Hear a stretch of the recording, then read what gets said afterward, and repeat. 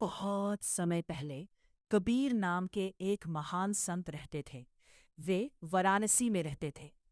संत कबीर बहुत ही सरल, दयालु और सच्चे इंसान थे। वे हमेशा लोगों को प्रेम, सत्य और भक्ति का रास्ता दिखाते थे। उनके दोहे और उपदेश सुनकर लोगों का जीवन बदल जाता था। एक दिन की बात है, वाराणसी के पास एक छोटे से गांव में बहुत भयंकर सूखा पड़ गया। कई महीनों से बारिश नहीं हुई थी।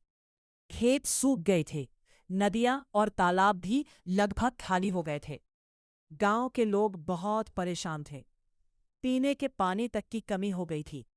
गांव के लोग मंदिरों में जाकर प्रार्थना करते, लेकिन बारिश नहीं हो रही थी।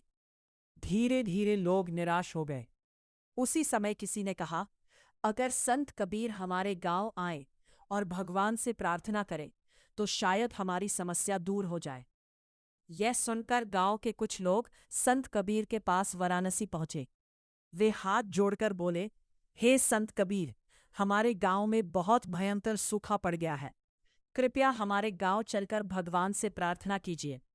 संत कबीर मुस्कुराए और बोले, भगवान हर जगह है। अगर सच्चे दिल से प्रार्थना करो तो वे जरूर सुनते हैं। फिर भी मैं तुम्हारे गांव चलूंगा। अगले दिन संत कबीर गांव पहुंचे।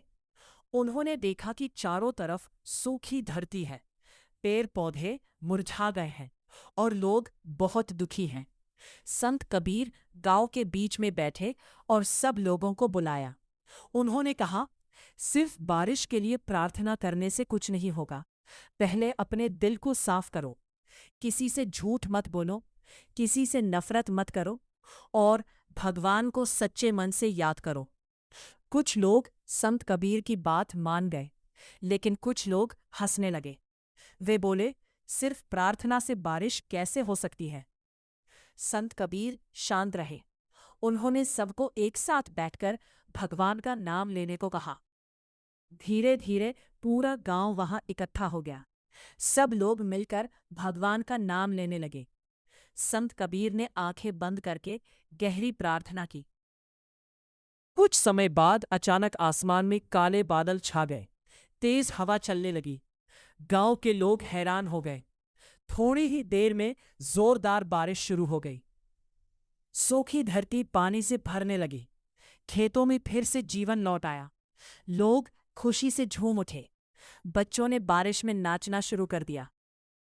गांव के लोगों को विश्वास ही नहीं हो रहा था कि यह सब इतनी जल्दी कैसे हो गया। वे सभी संत कबीर के पास आए और उनके चरणों में गिर पड़े।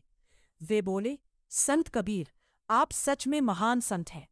आपकी प्रार्थना से भगवान ने हमारी मदद की।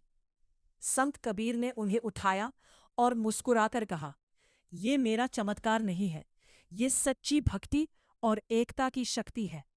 जब लोग मिलकर सच्चे दिल से भगवान को याद करते हैं तो भगवान जरूर उनकी सुनते हैं। उस दिन के बाद गांव के लोगों ने झूठ बोलना, झगड़ा करना और दूसरों से नफरत करना छोड़ दिया। वे एक दूसरे से प्रेम से रहने लगे।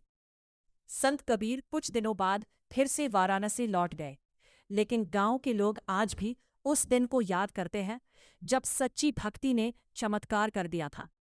कहानी से शिक्षा: सच्चे दिल से की गई भक्ति और अच्छे कर्म हमेशा चमत्कार कर सकते हैं।